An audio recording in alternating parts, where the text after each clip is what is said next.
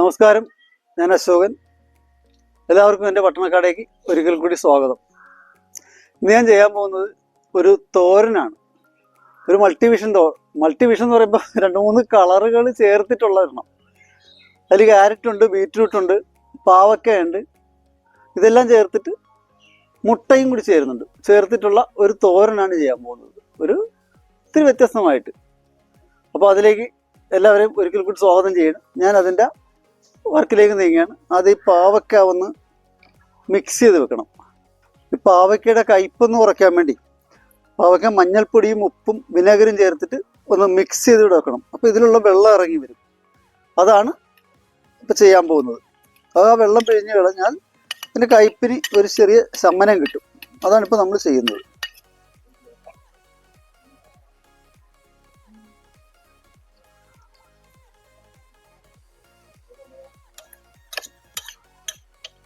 Stove കത്തിക്കാൻ പോവുകയാണ്.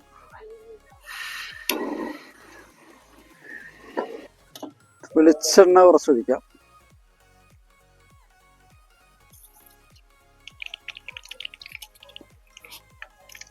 കുറച്ച് ചെറിയ ജീരകം ഇടുന്നുണ്ട്. കുറച്ച് വെളുത്തുള്ളി ചോപ്പ് ചെയ്തിട്ട് കൊടുക്കുന്നുണ്ട്.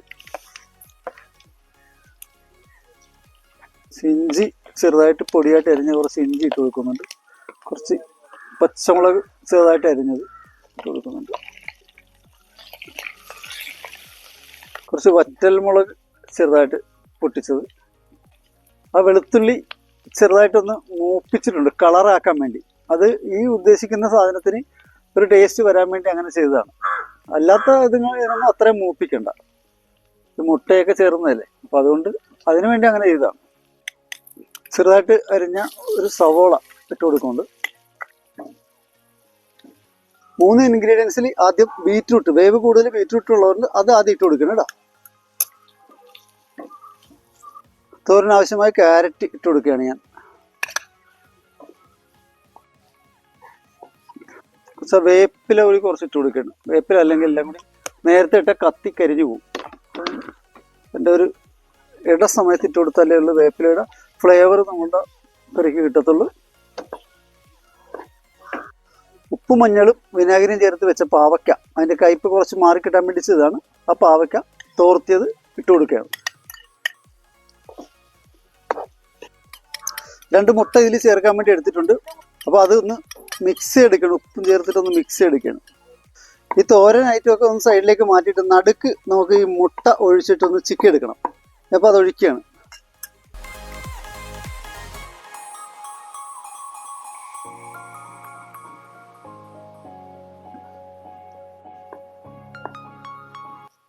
ഇത് മുട്ടയൊക്കെ ചേർത്തിട്ട് നല്ല രുചിയുള്ള ഒരു തോരനാണ് കേട്ടോ.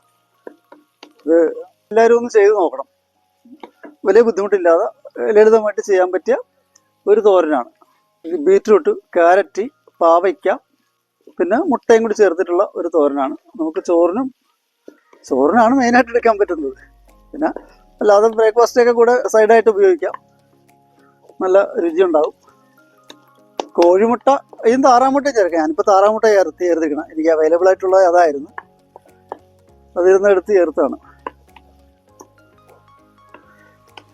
ഇനി 2 മിനിറ്റ് ഇവിടെ ഇരുന്ന് വെന്താൽ മതി. നീക്കട്ടെ.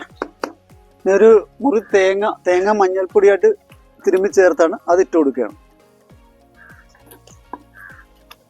വെജിറ്റബിളൊക്കെ ഇട്ടൊന്ന് മൂടി വെക്കണം. അവിടെ ഇരുന്നത് കുറച്ചുകൂടി തേങ്ങയും കൂടി ഒന്ന് വെന്ത് പദമാകുമ്പോഴത്തേക്കും ഈ തോരനും റെഡിയാവും. നമുക്കൊന്ന് ശകല നേരം ഒന്ന് മൂടി വയ്ക്കാം. ഒരു 2 മിനിറ്റ്, ഒരുപാട് ഒന്നും വേണ്ട. അപ്പോൾ നമ്മുടെ PBC തോരൻ റെഡി ആയിട്ടുണ്ട്. അത് ഞാൻ ബൗളിലേക്ക് മാറ്റുകയാണ്. അപ്പോൾ ഇതുവരെയും എപ്പോഴും ഞാൻ പറയാത്തൊരു കാര്യം ഞാൻ നിങ്ങളോട് പറയാൻ ആഗ്രഹിക്കുകയാണ്. എൻ്റെ വീഡിയോ കാണുന്നവർ ഒന്ന് ദയവായി ലൈക്ക് ചെയ്യണം, ഷെയർ ചെയ്യണം, കമൻറ്റ് ചെയ്യണം. പിന്നെ ഒന്ന് സബ്സ്ക്രൈബ് ചെയ്യാത്തവർ സബ്സ്ക്രൈബും ചെയ്ത് കഴിഞ്ഞാൽ അത് വലിയ നല്ല കാര്യമായിരിക്കും എന്ന് തോന്നണം. അപ്പോൾ എല്ലാവരും സഹകരിക്കുമെന്ന പ്രതീക്ഷയോടെ ഞാനിത് തോരൻ ഈ ബൗളിലേക്ക് മാറ്റുകയാണ്. അതുകൊണ്ട് അടുത്ത നല്ലൊരു വീഡിയോ ആയിട്ട് ഞാൻ വീണ്ടും വരും. അത് അടുത്ത ആഴ്ച തന്നെ. അതുവരെ എല്ലാവർക്കും നമസ്കാരം.